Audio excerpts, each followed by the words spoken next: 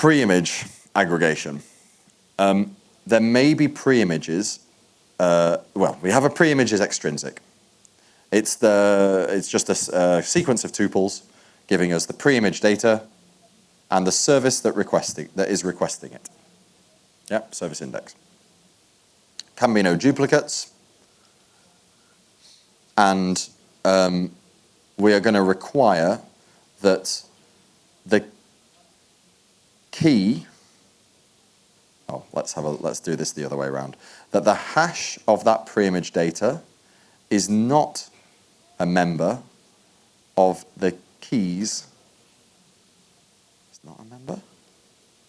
That should be is a member. Of the keys of, yes, okay, yeah. So, that we haven't yet brought this preimage on-chain, right? So it should not be a member of the keys of the preimage data that is stored on-chain for this service. Yep. So we haven't yet put it in the preimage of the service, but yet the service's lookup requests for this preimage hash and this preimage length is requested and not yet provided. So we're just checking the state of this preimage lookup system. This preimage lookup system is a bit fiddly, but it's really important for doing Polkadot parachains on Jam. So sort of we have to do it. So yeah, we're looking for the preimage that has basically been requested but not yet provided. Now we're going to have an intermediate state for delta, the accounts.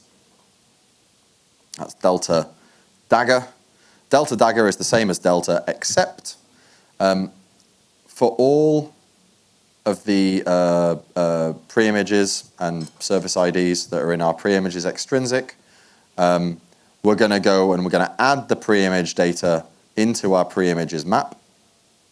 And then we're going to change the lookup thing, the lookup map, the entry for this preimage, to a single item sequence with our current block time as that item.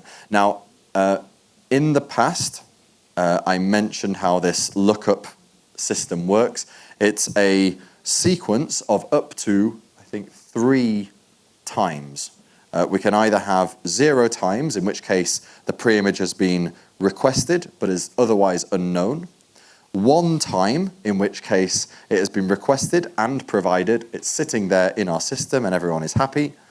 2 times, in which case it has been requested, provided, and then since unrequested.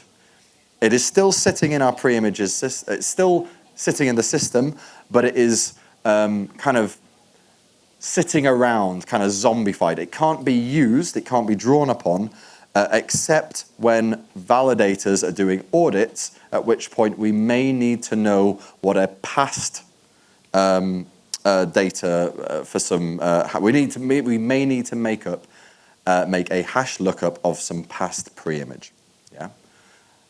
What we don't want to do is throw the data away and then find we have to do an audit, and then it's like, oh, we actually need that data to do the audit because the audit is inevitably on an older block.